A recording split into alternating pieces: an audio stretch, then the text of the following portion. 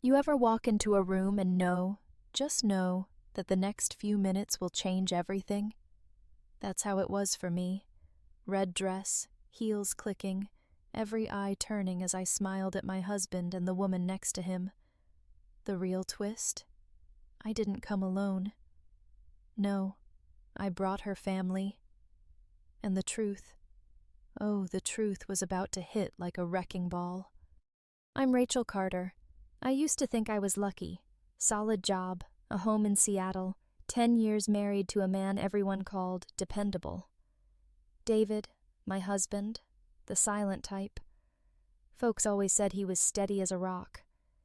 Truth is, rocks can be cold and impossible to move. I didn't notice it right away.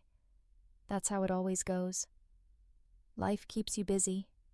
You blink, and suddenly the person next to you is a stranger. It started with a text. Working late with the team, new guy from Dallas, I'll be home late. No big deal. David worked a lot, I was used to it. But then, there was that email. HR at his company, confirming a lunch at Vespera, that fancy place downtown. The place David always said was for people who like to show off. Funny thing, because last Friday, he told me he was flying out to Portland. Some big meeting, so important he couldn't call until after midnight. I read that email sitting in my car, coffee going cold in my hand. My heart didn't even race.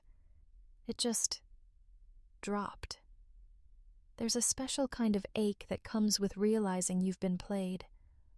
I remembered every birthday, every lonely dinner, every time David said, "I love you," with that tired look in his eyes.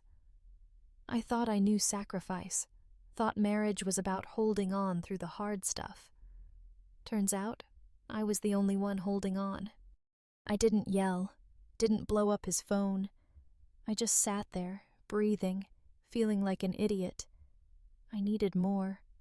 More than a hunch, more than a gut punch. So I hired a private investigator, Carla Monroe, tough as nails, not the comforting type. She got right to work. 4 days later, I had the file. Photos, timestamps, receipts. David with flowers, David laughing with some woman outside Vespera, David buying a bracelet at Tiffany's, a bracelet I caught him looking at online, thought maybe it was for me. Stupid, right? Her name was Jessica Miller, marketing director. Blonde, early 30s, smart, sharp laugh. The kind of woman who knows exactly what she wants, and apparently what she wants belonged to me. The photos hit hard, but the real blow was the little things. David using our anniversary spot for a date, buying her a gift that looked just like my style. It wasn't just cheating. It was like he was rewriting the story of us and casting someone else in my place. That night, I looked at myself in the mirror. Puffy eyes, tired face. I took off the cheap fitness tracker David gave me for Christmas and dropped it on the counter. That was it. No more pity party. I was done being the loyal wife in the background. If David wanted to act, I'd show him how the last scene ends. I didn't rush. I waited, watched. Then one morning, Carla emailed me Jessica's emergency contact, her parents' numbers, address in Bellevue. I don't know what possessed me, but I called Jessica's mother, Linda. I told her everything, who I was, what I knew. There was silence, a kind of stunned pain that makes you want to take it back, but you can't. Linda told me Jessica had said David was divorced, that I was some crazy ex who couldn't let go. Typical. I heard a man's voice in the background. Jessica's dad, Richard. He wanted to meet. And as luck, or fate, would have it, they were flying in for Jessica's birthday dinner at Vespera. The reservations were already set. I asked if I could join them. Linda didn't say yes, but she didn't say no. I spent the next 3 days planning every detail. I transferred money out of our joint account, called up a sharp divorce attorney, Samantha Clark, recommended by Carla. Do you want to keep it quiet? Sam asked. No, I said. I want the truth on the table, in front of everyone he's lied to. She almost laughed. You got it. Friday rolled around. I took the day off, went to my favorite salon, asked for a look that said, reborn, not broken. Deep red lips, hair curled soft, nails sharp. I wore the sapphire pendant my grandmother left me, the one I saved for special days. Special, all right. That evening, I got the text from Linda. We're here. Jessica doesn't know. My heart thumped so hard I thought it might break right through my chest. I showed up at Vespera at 7:50 sharp. The place was glowing, sea breeze, candles, laughter everywhere. Matt, Jessica's little brother, met me at the door. She's right there. Good luck. My friend Sophie sat at the bar, phone ready just in case David tried to rewrite history.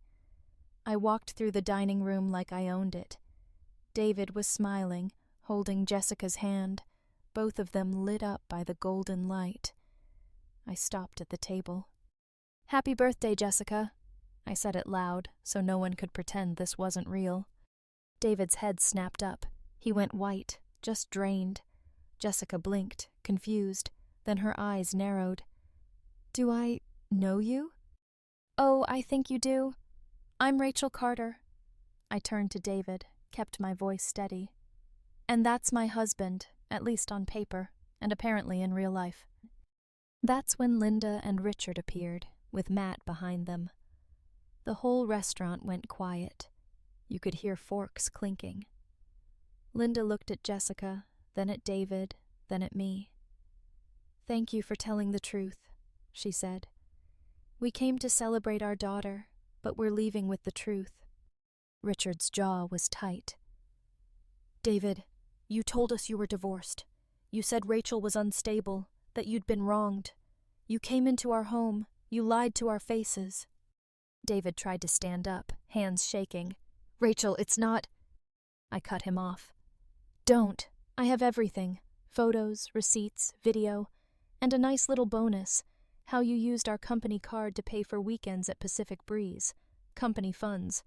Jessica, you told me last spring you'd never even met me, but you called my house and hung up. You knew. Jessica's face went pale. Linda closed her eyes. Matt shook his head, voice low. You brought him home, Jess. You looked us in the eye and said he was a good man. David started to babble, something about love, about trying to do right by us both. I actually laughed. When you brought her into our bed, was that for our good? When you bought her the bracelet and told me you were working late? He turned red, furious, humiliated. What do you want, Rachel? Nothing, I said, voice flat. I filed for divorce this morning. You'll get the papers Monday. If you try to touch a cent of what's mine, I'll bring all this to your company's board. Jessica grabbed her purse and walked away, her heels tapping fast across the floor. Linda followed, face tight, holding back tears. Richard looked David up and down, then just shook his head. We'll be seeing you again, but not at any table. I stood there for a second, just breathing, letting the weight of the whole mess settle.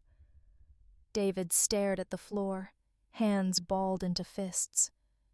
I picked up my purse, looked him dead in the eye one last time, and said, Hope you remember this birthday, David, because you sure as hell won't forget the truth. I walked out, heels echoing on marble, wind whipping my hair as the doors closed behind me. I didn't look back. Not once. That was the last scene, and I was done with his script. And all I could think was, that's justice. Or maybe it's just life.